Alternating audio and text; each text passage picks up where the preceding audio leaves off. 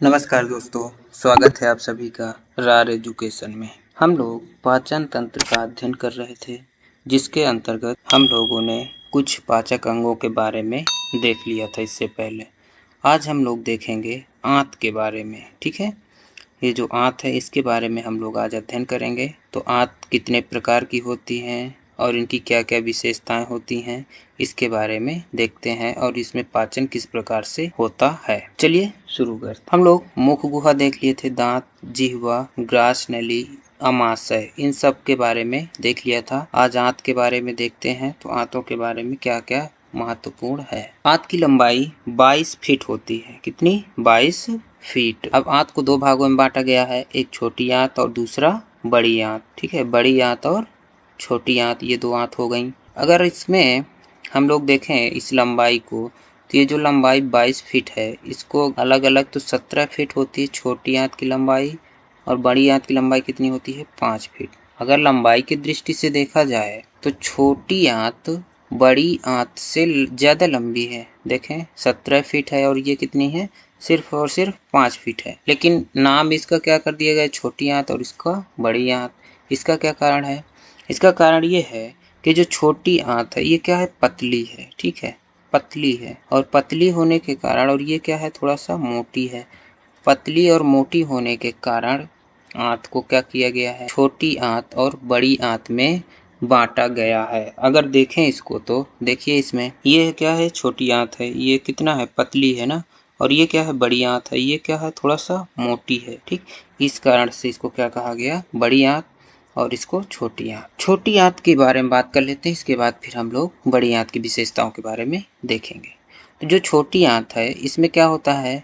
पाचन की संपूर्ण प्रक्रिया लगभग क्या हो जाती है? यहाँ पे पूरी हो जाती है। ये चीज़ याद रखना है। कैसे पूरी हो जाती है उसको हम लोग आगे देखेंगे।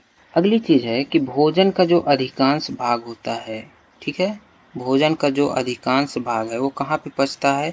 वो छोटी आंत में ही पचता है। जो भोजन का सर्वाधिक अवशोषण होता है, इनके बारे में हम लोगों ने देखा था, अवशोषण, स्वांगीकरण, ये सब क्या होता है पहले वीडियो में। ठीक है, तो इसके बारे में हम लोग ज़्यादा बात नहीं करेंगे, बस इतना देखते हैं इसमें कि भोजन का जो सर्वाधिक अवशोषण होता है वो कहाँ पे होता है? छोटी आंत पे ही होता है। ठीक है, तो छोटी आंत के बारे में, आंत को दो भागों में बांटा गया, छोटी आंत और बड़ी आंत। पूरे आंत की लंबाई को देखें तो 22 फीट होती है, जिसमें 17 फीट की लंबाई छोटी आंत की होती है और 5 फीट लंबाई बड़ी आंत की होती है। छोटी आंत की विशेषताओं के बारे में देखा जाए तो छोटी आंत में ही पाचन की प्रक्रिया पूर्ण हो जाती है। ठीक है, नंबर दूसरी बात, भोजन का जो अधिकांश भाग है उसका पाचन छोटी आंत पे ही होता है। भोजन का जो सर्वाधिक अवशोषण होता है वो भी कहाँ पे होता है? वो भी छोटी आंत पे ही होता है। ठीक है, इतना याद रखना है। आगे देखते हैं इसके बारे में, छोटी आंत के बारे में। तो छोटी आंत के अब भाग देख लेते हैं। भाग मतलब क्या? इसके कितने भागों में ये विभक्त है। तो छोटी आंत को अगर देखा जाए तो इसके 3 भाग होते हैं। कौन कौन से? एक हो गया आपका जियोडेनम, दूसरा हो गया जेजुनम, और तीसरा हो गया इलियम। अगर देखें तो जो ऐसे स्टमक बना हुआ था, ये स्टमक के आगे क्या था? ये वाला जो भाग है इसे क्या बोलते हैं? इसको बोलते हैं जियोडेनम। ठीक है, या ग्रहणी बोलते हैं। ठीक है, इसके बाद जैसे ही आगे बढ़ जाता है आंत, ऐसे ऐसे ऐसे ऐसे करके, तो ये क्या हो जाता है? ये होती है इसके जेजुनम, ये मध्य वाला भाग जो होता है। ठीक है, और इसके बाद ये जो भाग होता है ये क्या कहलाता है? इलियम कहलाता है। अगर चित्र के माध्यम से देखा जाए तो ये जो है ये वाला भाग, ये क्या कहलाता है? जियोडेनम। इसे क्या कहते हैं? जियोडेनम। ठीक है, या ग्रहणी। ये जो इतना भाग, इसके बीच में क्या पाया जाता है? यहाँ पे एक वाल्व पाया जाता है, उसका नाम क्या होता है? तो उसका नाम होता है पाइलोरिक वाल्व। ठीक है, पाइलोरिक वाल्व, ये यहाँ पे पाइलोरिक वाल्व होता है। और इस वाल्व की क्या विशेषता होती है कि जैसे ही ये भोजन अमाशय से छोटी आंत में प्रवेश करता है तो ये वापस इसको नहीं जाने देता। ठीक है, वापस इधर अमाशय की तरफ नहीं जाने देता, भोजन को आगे ही बढ़ाने में मदद करता है। ठीक है, यानी कि भोजन को पीछे आने से रोकता है। इतना सा काम है इसका पाइलोरिक वाल्व का। ठीक है, तो ये हो गया आपका जियोडेनम। इसके बाद ये वाला जो भाग है इसके अंदर से जो आता है ये, तो ये क्या कहलाता है? जेजुनम कहलाता है। ठीक है, अग्र क्षुद्रांत इसको बोलते हैं, जेजुनम या अग्र क्षुद्रांत। ठीक है, इसके बाद ये वाला जो भाग होता है ये क्या कहलाता है, ये पश्च क्षुद्रांत या इलियम कहलाता है। ठीक है, तो समझ में आ गया होगा। देखते हैं आगे। अब तो छोटी आंत के भाग के बारे में देख लिए, 3 भाग होते हैं, जियोडेनम, जेजुनम, इलियम। ठीक है, अब आते हैं हम जियोडेनम में भोजन का पाचन किस प्रकार से होता है। तो इस पहले वाले भाग को देखेंगे, इसके बाद हम लोग देखेंगे जेजुनम और इलियम में पाचन के बारे में। तो जो जियोडेनम होता है, हम लोगों ने अभी देखा था, तो ये जो ये है, ये ऐसे मुड़ी हुई यू आकार की जो दिख रही है ना ये संरचना, ये क्या कहलाती है, इसी को कहते हैं जियोडेनम। लेकिन जियोडेनम में क्या होता है कि इसमें एक तरफ से क्या जुड़ा होता है, तो एक तरफ से जुड़ा होता है आपका अग्नाशय या पैंक्रियाज, और दूसरी तरफ से इसमें क्या होता है, ये यकृत होता है या लीवर होता है। ठीक है, लीवर से कौन सा रस निकलता है, तो पित्त रस निकलता है, यकृत से पित्त रस निकलता है। और ये जो पित्त रस होता है, ये जो गाल ब्लैडर होता है, इसे क्या बोलते हैं, पित्ताशय या गाल ब्लैडर, इसमें संचित होता है। ठीक है, फिर ये यहाँ से निकल करके पित्त रस क्या करता है, यहाँ से होते हुए यहाँ पे पहुँचता है, और इधर से ये जो पैंक्रियाज है, पैंक्रियाज से भी कुछ क्या होता है, रस निकलता है। कौन सा रस निकलता है, तो अग्नाशयी रस निकलता है। अब ये अग्नाशयी रस यहाँ से होता हुआ क्या करता है, यहाँ पे आता है। तो इस बीच में यहाँ पे पित्त रस और अग्नाशयी रस दोनों का मिलन हो जाता है। ठीक है, ये दोनों मिल करके यहाँ से आगे बढ़ते हैं और ये कहाँ पहुँच जाते हैं, जियोडेनम में पहुँच जाते हैं। कौन, पित्त रस और अग्नाशयी रस। पित्त रस कहाँ से निकलता है, यकृत से निकलता है। कहाँ पे एकत्रित होता है, तो ये यकृत गाल ब्लैडर या पित्ताशय में एकत्रित होता है। अग्नाशयी रस कहाँ से निकलता है, तो अग्नाशय से या पैंक्रियाज से निकलता है। और ये दोनों आपस में क्या होते हैं, जब यहाँ से यहाँ पे मिलते हैं जियोडेनम से पहले, और फिर ये दोनों एक साथ कहाँ पे खुलते हैं, तो ये दोनों एक साथ जियोडेनम में इनकी जो नली होती है वो खुलती है, और ये दोनों रस क्या करते हैं, इस जियोडेनम में प्रवेश कर जाते हैं और भोजन की पाचन में सहायता करते हैं। तो ये पित्त रस और अग्नाशयी रस के बारे में हम लोग देख लिए। ठीक है, तो जियोडेनम में जो पाचन होता है वो किसके माध्यम से होता है, पित्त रस और अग्नाशयी रस के माध्यम से होता है। पित्त रस कहाँ से निकलता है, पित्त रस यकृत से निकलता है। कहाँ संचित होता है, तो ये पित्ताशय में या गाल ब्लैडर में संचित होता है। फिर ये यहाँ से निकल करके यहाँ पहुँचता है, और इधर से अग्नाशयी रस जो होता है कहाँ से निकलता है, अग्नाशय से या पैंक्रियाज से निकलता है। और ये क्या करता है, ये दोनों रस आपस में यहाँ पे मिलते हैं जियोडेनम से पहले, और फिर दोनों रस मिल करके कहाँ पे खुलते हैं, इनकी जो नली होती है ये जियोडेनम में ये नली खुलती है, और इस नली के माध्यम से पित्त रस और अग्नाशयी रस किस में प्रवेश कर जाते हैं, जियोडेनम में।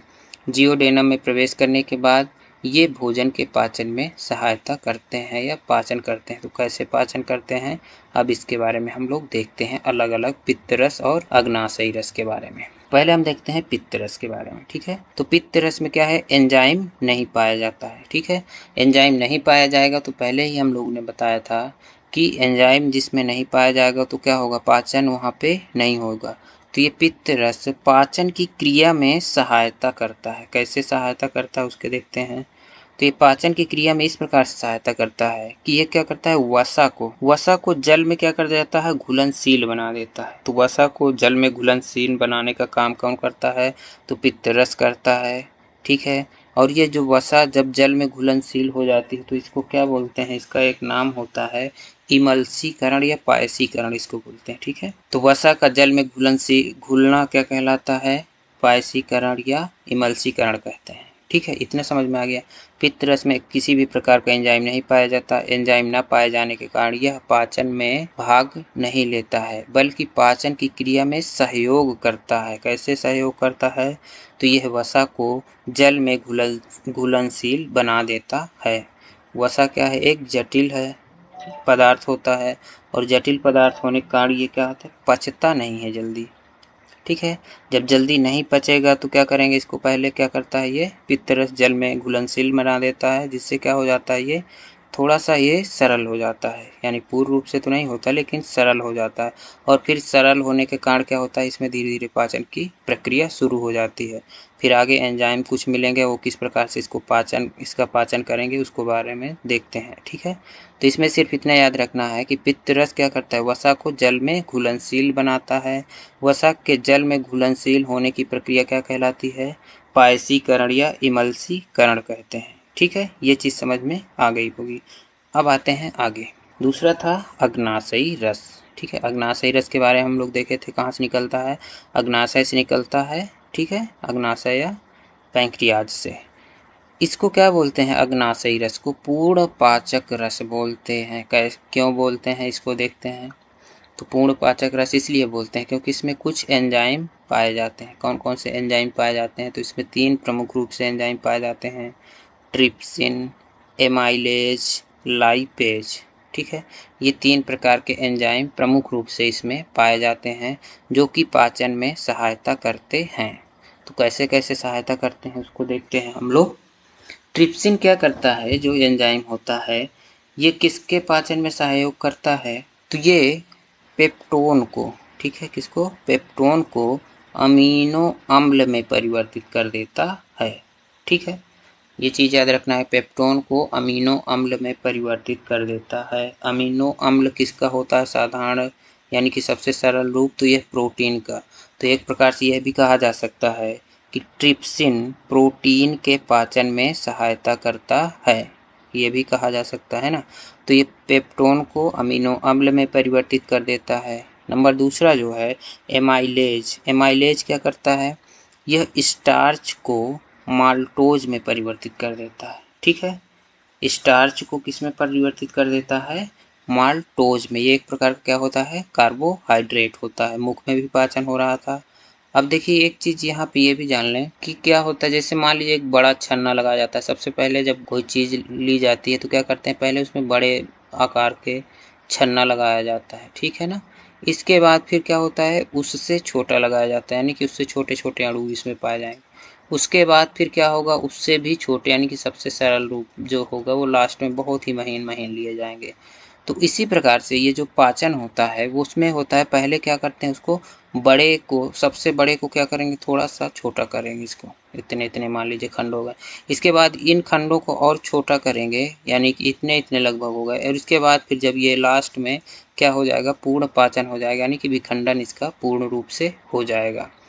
तो जो यहाँ पे देखेंगे अगर, तो स्टार्च का है मुख में गुहा में भी पाचन हो रहा था इसका, लेकिन इसका ये मतलब नहीं है कि मुख गुहा में संपूर्ण स्टार्च या कार्बोहाइड्रेट का पाचन हो गया था। ठीक है, कार्बोहाइड्रेट का पाचन कहाँ शुरू हुआ था, मुख गुहा से, लेकिन पूर्ण रूप से वहाँ पे पाचन नहीं हुआ। और जो नहीं हुआ उसको फिर क्या करेंगे, दूसरे स्टेप में, यानी कि और आगे में क्या होगा, उसको परिवर्तित किया जाएगा छोटे खंडों में या टुकड़ों में। तो इसीलिए ये क्या किया, एमाइलेज जो है ये स्टार्च को क्या किया, माल्टोज में परिवर्तित कर दिया। अभी भी ये क्या है, लास्ट इसका नहीं आया, क्योंकि कार्बोहाइड्रेट का जो अंतिम यानी कि सरल रूप होता है वो क्या होता है, ग्लूकोज होता है। तो यह भी और टूटेगा आगे जाके। ठीक है, तो कैसे टूटेगा उसको हम लोग देखेंगे। अगला है लाइपेज। तो लाइपेज जो है ये क्या करता है, वसा को ग्लिसरीन एवं फैटी एसिड में परिवर्तित कर देता है। तो लाइपेज वसा को ग्लिसरीन एवं फैटी एसिड में परिवर्तित करने का काम करता है। अब देख लेते हैं एक बार फिर से इसको व्यवस्थित रूप से। अग्नाशयी रस, अग्नाशयी रस अग्नाशय से निकलता है। ठीक है, इसे पूर्ण पाचक रस भी कहते हैं। क्यों कहते हैं, क्योंकि इसमें कुछ एंजाइम पाए जाते हैं। कौन कौन से हैं जो प्रमुख एंजाइम है, ट्रिप्सिन, एमाइलेज और लाइपेज। ट्रिप्सिन पेप्टोन को अमीनो अम्ल में बदल देता है। एमाइलेज स्टार्च को माल्टोज में परिवर्तित कर देता है। लाइपेज वसा को ग्लिसरीन एवं फैटी एसिड में बदल देता है। ठीक है, तो ये चीज़ समझ में आ गई होगी आप लोगों को अग्नाशयी रस के बारे में। अब आगे आते हैं आंत्र रस। ठीक है, आंत्र रस का मतलब क्या हुआ कि हम लोगों ने अभी जब देखा इसके 3 भाग, किसके, छोटी आंत के। ठीक है, तो छोटी आंत में सबसे हम पहले जो देखे हैं वो क्या देखे हैं, जियोडेनम। जियोडेनम में कैसे कैसे पाचन हुआ, तो उसमें 2 प्रमुख रूप से भाग लिए थे। कौन कौन से, एक यकृत से निकलने वाला पित्त रस और दूसरा अग्नाशय से निकलने वाला अग्नाशयी रस। ठीक है, इसके बाद जब ये आगे बढ़ता है, इसका 3 भाग बताए थे ना, तो ये पहला भाग हो गया। अब दूसरा भाग जो है उसका और तीसरा भाग, ठीक है, दूसरा और तीसरा भाग। दूसरा भाग कौन कौन, तो जेजुनम होता है दूसरा भाग, और तीसरा बताए थे अभी इलियम। ठीक है, इन आंत्र रस, इन्हें दोनों को मिला करके क्या बोलते हैं, इनसे निकलने वाले जो रस हैं उन्हें आंत्र रस कहते हैं। आंत्र का मतलब होता है आंत से निकलने वाला रस। ठीक है, अब देखते हैं इसमें आंत्र रस के बारे में। आंत्र रस से अगर देखा जाए तो इसमें कौन कौन से हैं जो कि प्रमुख रूप से हैं, तो आंत्र रस में है एक इरेप्सिन, क्या है, इरेप्सिन। दूसरा माल्टेज और सुक्रेज, लैक्टेज और लाइपेज। ये सब क्या है, ये सब एंजाइम है। ठीक है, और जो एंजाइम होता है वही पाचन में सहायता करता है। तो जहाँ पे एज मिल जाए, एज लिखा, वो क्या हो जाएगा, एंजाइम हो जाएगा। जहाँ पे ओज लिखा मिल जाए, ओ ऐसी ओज, जैसे माल्टोज, सुक्रोज, लैक्टोज, ये क्या है, ये सब क्या होंगे, ये शर्करा होगी। ठीक है, जहाँ पे एज मिल जाए, एज, एज को याद रखेंगे, एंजाइम होगा। और जहाँ ओज मिल जाए वो क्या होगा, शर्करा होगी। ठीक है, तो अब देखते हैं कौन किसको पाचन में सहायता करता है। तो जो इरेप्सिन है, इरेप्सिन क्या करता है, पेप्टोन को अमीनो अम्ल में परिवर्तित कर देता है। किसको, पेप्टोन को अमीनो अम्ल में परिवर्तित करता है। इससे पहले हम लोगों ने अभी देखा था अग्नाशयी रस में कि क्या करा था, उसमें ट्रिप्सिन नामक एक एंजाइम था जो पेप्टोन को अमीनो अम्ल में परिवर्तित कर रहा था। ठीक है, और जो आंत्र रस है, आंत से निकलने वाला रस है, उसमें क्या है, इरेप्सिन है, और ये भी क्या करता है, पेप्टोन को अमीनो अम्ल में परिवर्तित कर देता है। ठीक है, तो जो चीज़ें जियोडेनम में जिसका पाचन नहीं हो पाया था, उस प्रोटीन को आगे जा कर के कौन पाचन में सहायता करता है, तो इरेप्सिन होता है। और ये भी क्या करता है, जो बचा हुआ प्रोटीन है उसको पेप्टोन जो है उसको क्या करता है, अमीनो अम्ल में परिवर्तित कर देता है। ठीक है, तो इरेप्सिन क्या करता है, प्रोटीन के पाचन में सहायता करता है, यानी कि पेप्टोन को अमीनो अम्ल में बदल देता है। दूसरा देखते हैं माल्टेज, एज ओज, इसको ध्यान रखेंगे, शर्करा होगी और ये एंजाइम होगा एज। तो माल्टेज में देखें तो ये माल्टेज क्या करता है, माल्टोज को, माल्टोज एक शर्करा है, और किस में परिवर्तित कर देता है, ग्लूकोज में परिवर्तित कर देता है। ठीक है, अब ये कहाँ पे ये किस में पाई जाने वाली शर्करा है, तो हम इससे पहले भी देखे थे माल्टोज को।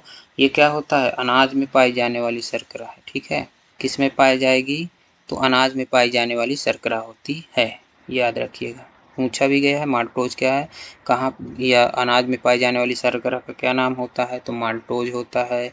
ठीक है, आगे देखते हैं सुक्रेज, सुक्रेज, यहाँ पे एज आ गया। सुक्रेज क्या करता है, सुक्रोज को, किसको, सुक्रोज को ग्लूकोज में परिवर्तित कर देता है। सुक्रोज, यहाँ ओज आ गया, इसका मतलब ये भी शर्करा होगी। और ये किस में पाई जाने वाली शर्करा है, तो ये गन्ने में पाई जाने वाली शर्करा होती है। ठीक है, याद रखेंगे, गन्ने में जो पाई जाती है वो शर्करा कौन सी है, सुक्रोज। ठीक है, लेकिन सुक्रोज को कौन ग्लूकोज में बदलता है, यानी कि सरल अणु में बदलता है, तो सुक्रेज नामक एंजाइम होता है जो कि सुक्रोज शर्करा को ग्लूकोज में परिवर्तित कर देता है। ठीक है, अगला है लैक्टेज, इसमें भी देखिए एज आ गया। ठीक है, एंजाइम हो गया, और यहाँ लैक्टोज, ओज का मतलब हो गया शर्करा। तो लैक्टेज नामक एंजाइम जो है ये क्या करता है, लैक्टोज को किस में बदल देता है, ग्लूकोज में। ठीक है, अब ये लैक्टोज किस में पाई जाती है, शर्करा, तो ये शर्करा पाई जाती है आपकी दूध में। जो दूध में मीठापन होता है वो किसके कारण होता है, इसी लैक्टोज शर्करा के कारण होता है, क्योंकि शर्करा का क्या होता है, प्रमुख गुण, उसमें मिठास होती है। शर्करा का जो गुण होता है वो मिठास होता है। ठीक है, तो मिठास होने के कारण क्या है, इसमें जो दूध में मिठास होती है वो किसके कारण होती है, लैक्टोज के कारण होती है।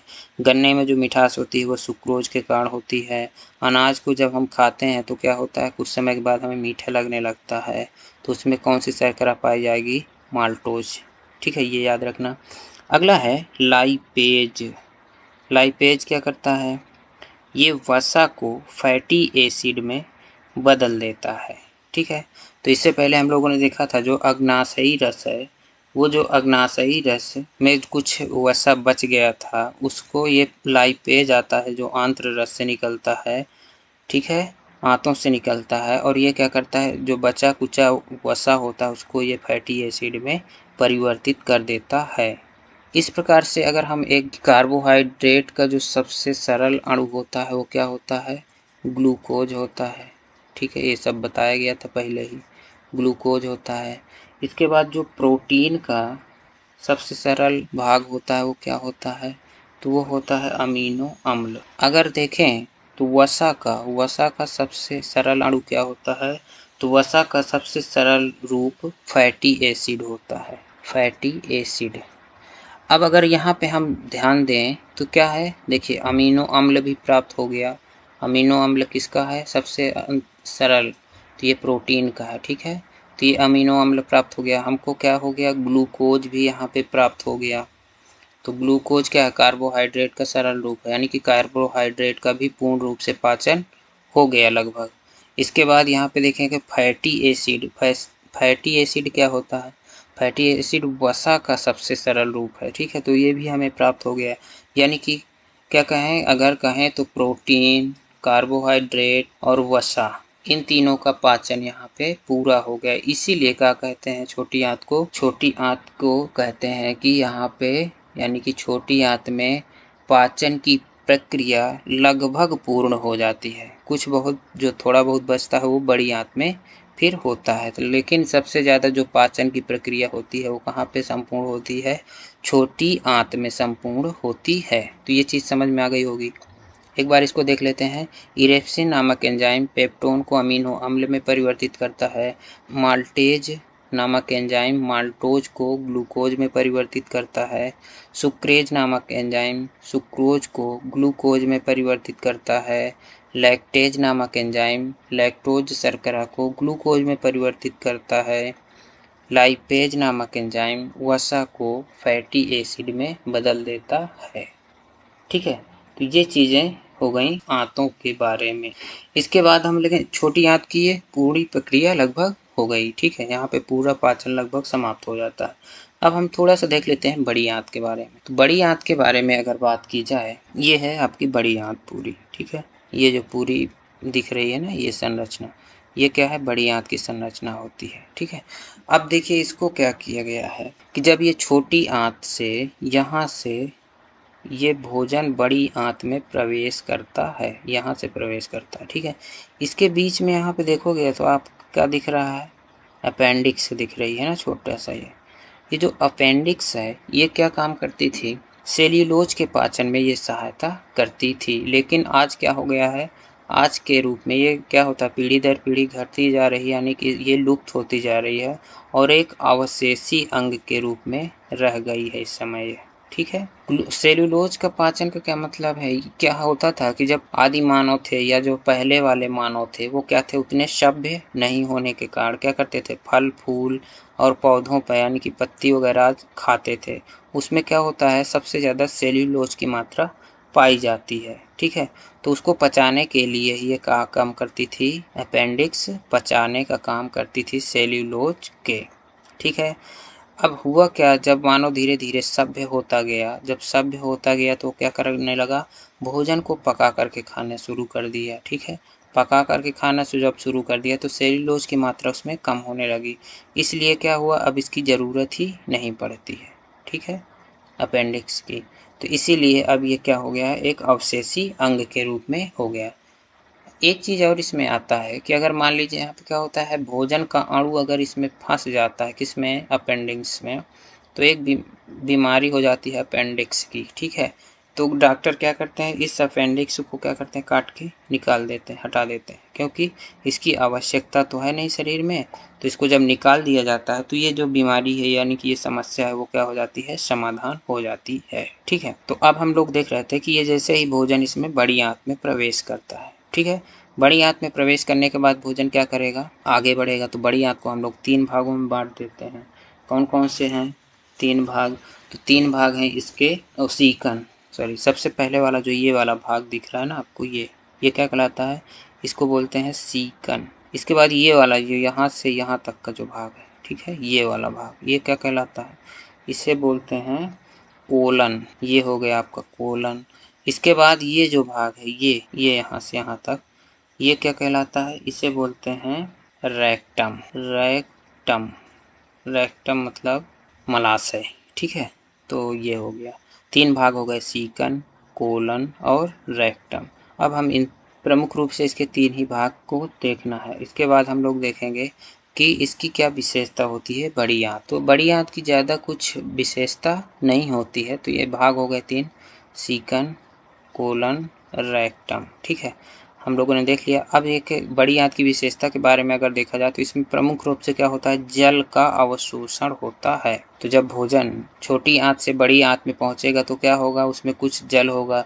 ये जल क्या करता है, बड़ी आंत में जब पहुंचे तो बड़ी आंत इसको क्या कर लेगी, अवशोषित कर लेगी। जब बड़ी आंत अवशोषित कर लेगी तो क्या होगा, हमारे शरीर को जल की मात्रा की पूर्ति हो जाएगी। अगर इस जल का अवशोषण ना हो तो क्या होगा, ये इस जो हानिकारक पदार्थ है या जिसकी हमें शरीर को आवश्यकता नहीं है, जो शेष बचा हुआ पदार्थ है, वो क्या होता है, छोटी आंत के माध्यम से बड़ी आंत के माध्यम से होते हुए क्या होता है, मलाशय के माध्यम से बाहर निकल जाता है, ठीक है। इसको बाहर निकाल दिया जाता है। इसमें क्या होता है, कुछ हानिकारक पदार्थ भी होते हैं, कुछ अनपचे पदार्थ भी होते हैं, और वो क्या होते हैं, सब निकल जाते हैं बड़ी आंत से होते हुए, ठीक है। बड़ी आंत में अगर जल का अवशोषण ना हो तो ये क्या होगा, इसी के साथ यानी कि ये जो अनपचा भाग है या हानिकारक पदार्थ है, इसके साथ क्या होगा, वो मलाशय के माध्यम से जल भी बाहर निकल जाएगा। अगर ये जल बाहर निकल जाएगा तो क्या होगा, हमारे शरीर में जल की कमी हो जाएगी, ठीक है। और ये जल की कमी क्या कहलाती है, डिहाइड्रेशन की समस्या हो जाएगी, है ना। तो इसलिए ये क्या है, बड़ी आंत जल के अवशोषण में प्रमुख रूप से भूमिका निभाता है। तो ये हो गई आज आंतों के बारे में। अब हम लोग अगली क्लास में देखेंगे क्या जो 2 चीजें और प्रमुख रूप से बची हुई हैं, एक तो यकृत बचा हुआ है या लीवर बचा हुआ, उसके बारे में कुछ हम देखेंगे यकृत के बारे में, और दूसरा जो है वो अग्नाशय है, ठीक है। अग्नाशय के बारे में कुछ चीजें देखेंगे जो कि प्रमुख हैं, ठीक। तो इन 2 को हम लोग अगली वीडियो में कवर करेंगे। वीडियो पसंद आए तो लाइक करिए, चैनल को सब्सक्राइब करिए और दोस्तों के बीच में शेयर करिए। मिलते हैं अगली वीडियो में।